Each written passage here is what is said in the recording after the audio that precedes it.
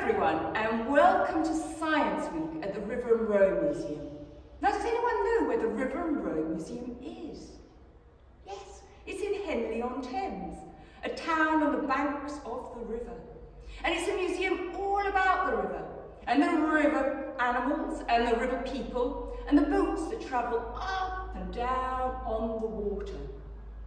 So let's start our celebrations of Science Week with a story about the water, a story about the water cycle.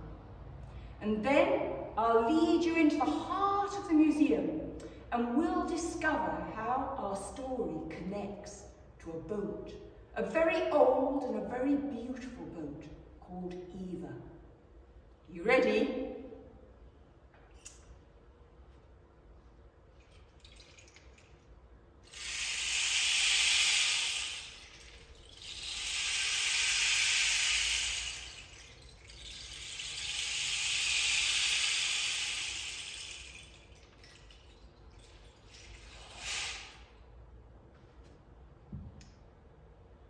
Little stream came tumbling down a rocky hillside.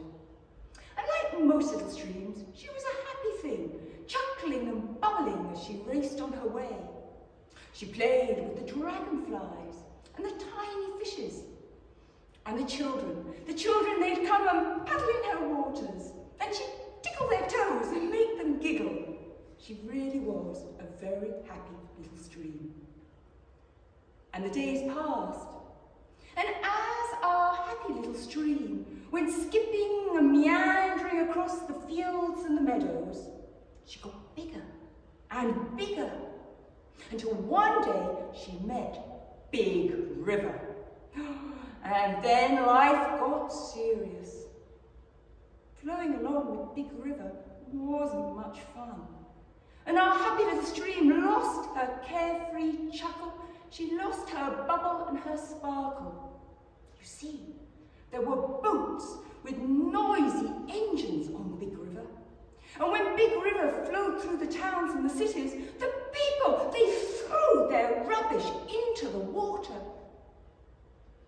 Our little stream decided she didn't want to be part of Big River. No, she wanted to turn back. She wanted to go back to her friends. All my friends, the little dragonflies and the tiny fishes and the children. But she was part of Big River, wasn't she? And rivers can't turn round. So our little stream, she rolled on and on and on with that big, big river, until finally she arrived at the sea. Oh, it was great, huge, all that water. And the stream was frightened when she saw it. She began to cry. Oh, I want to go home. I want to go back to all my friends. Oh, the little dragonflies and the fishes. Oh, and those children, they're sure to look after me. But the sea is kindly. And the sea heard our little stream, and she opened her arms wide. She gave our little stream a great big hug. And she said to her, "Dry your eyes, little stream. Don't cry. You're part of the great sea now. You see, you're growing up. Everything grows up. The little children will be growing up, and the dragonflies and the tiny fishes.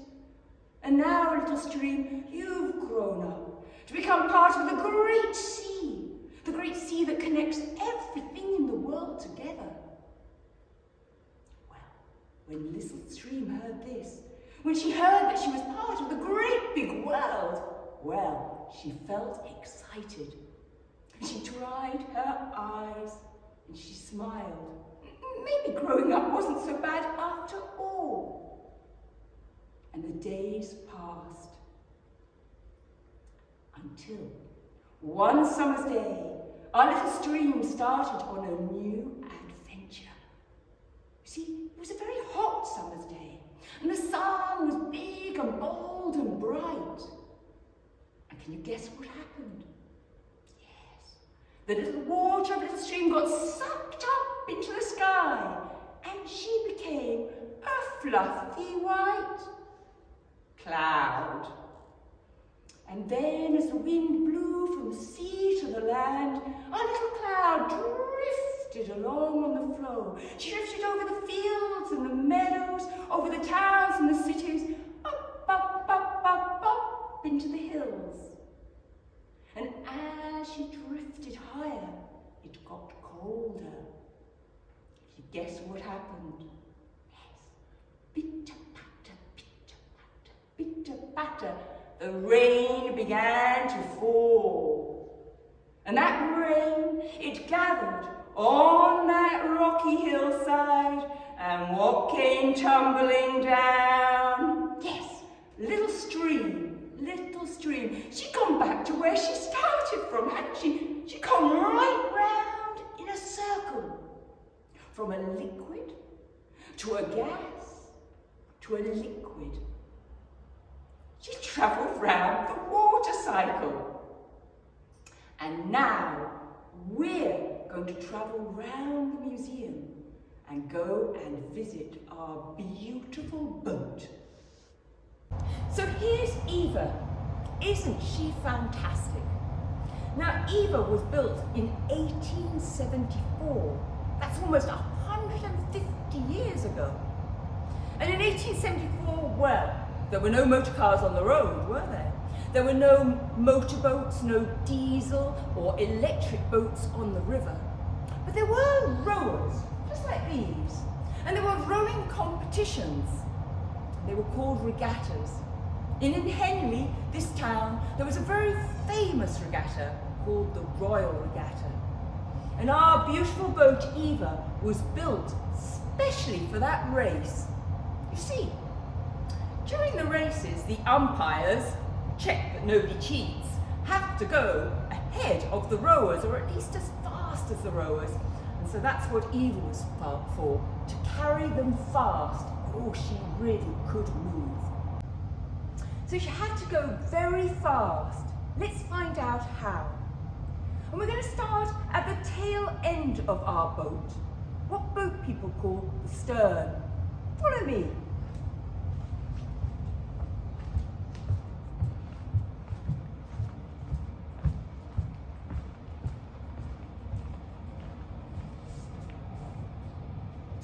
Now, can you see that spiral of metal blades? That's called the propeller. And as the propeller turns around in the water, it pushes water backwards. And that causes the water to push our boat forwards. But how do the propellers turn around in the water? What causes them to turn around? Let's find out. Well, look into the bottom of the boat. And can you see, running along the bottom of the boat, there is a long, narrow wooden box. Well, inside that box is a long metal rod. We call it the shaft. And one end of the shaft is connected to the propeller blades that we looked at, and the other end is connected to the steam engine. Let's go and have a look. Now, before we look in detail, let me tell you a bit about steam engines, because they're really very simple. A steam engine uses the energy of steam, and steam is just water in the form of a gas.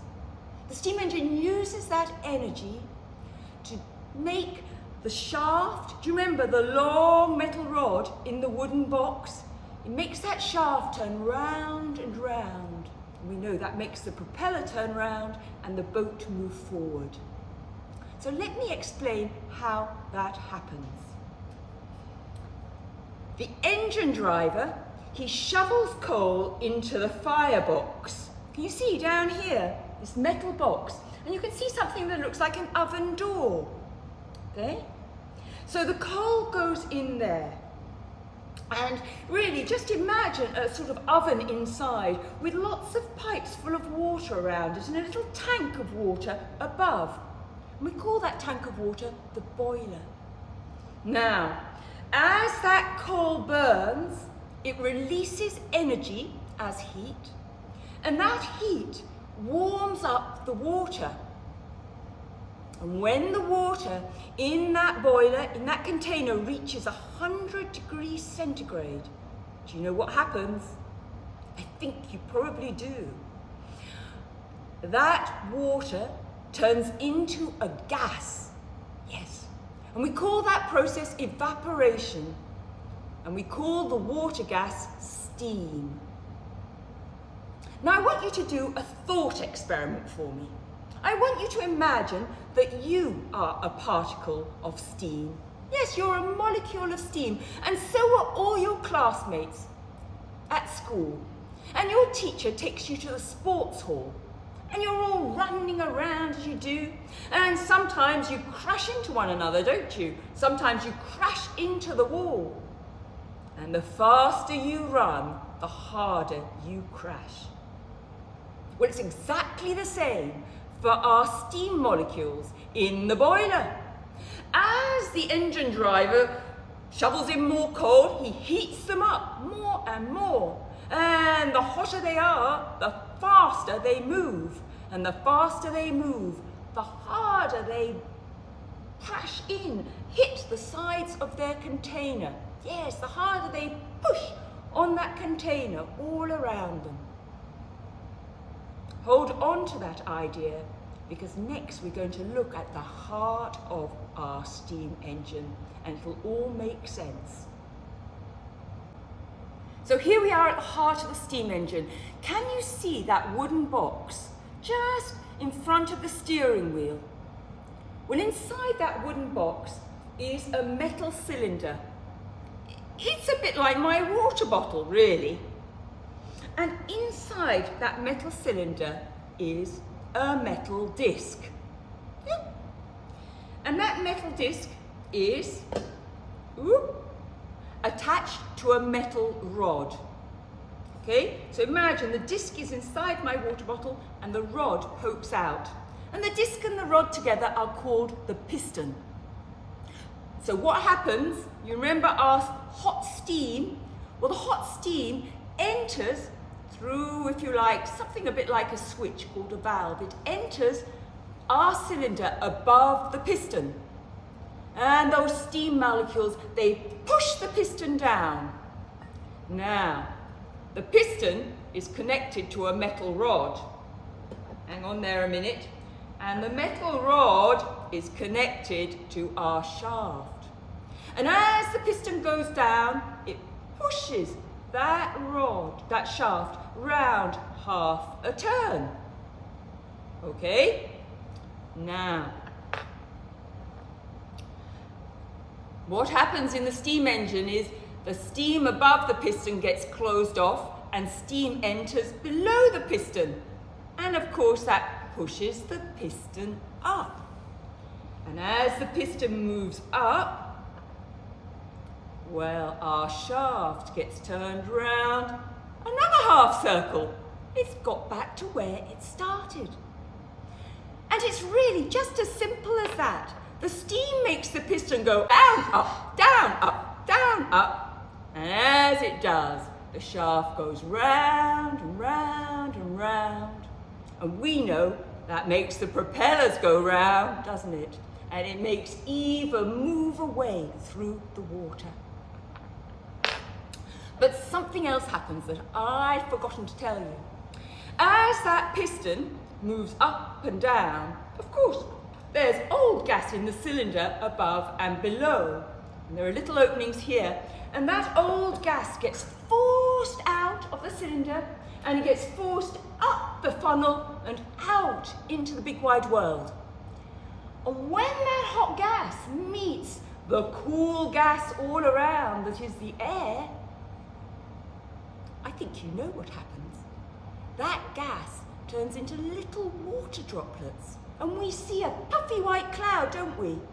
It's just the same when you go poof on a very cold day. And something else happens.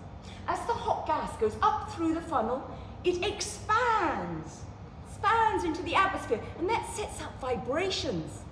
And those vibrations in the air are really just sound waves. and you hear a very familiar sound.